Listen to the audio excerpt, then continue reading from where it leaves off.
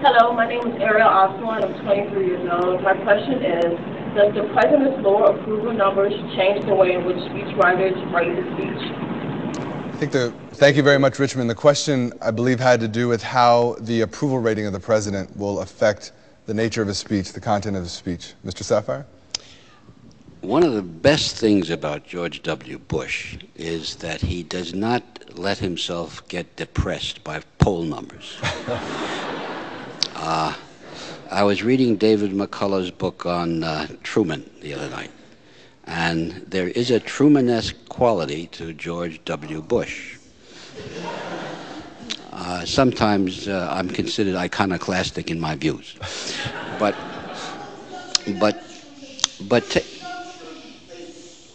take, for example, the question of should a president or any political leader be deeply influenced in what he makes his decisions on by polls. Now, public opinion ultimately decides elections and decides who will be in power. But while you're in power, you decide what you think is the best for the country. Now, take John McCain. He's come out strongly, and has been for a year or two, talking about the necessity for more rather than fewer troops in Iraq to change the dynamic there. Nobody can assume that he's doing that for political purposes. That's the wrong side of the street. All the pollsters say don't get involved in that. He's a man of character, and this is what he believes, and this is what he'll say. Same thing with President Bush. This is what he thinks is best for the country, and this is what he'll say tonight.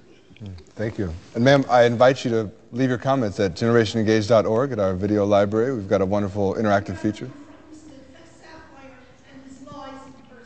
Well, the website is a much more effective and easier way to do that. Thank you.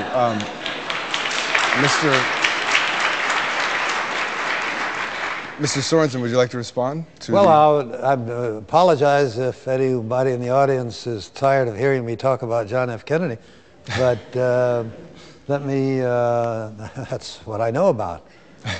In 1963, he was asked a similar question at his press conference, and the journalist pointed out the fact that his poll ratings had been well over 70%, and then we're down to 55%.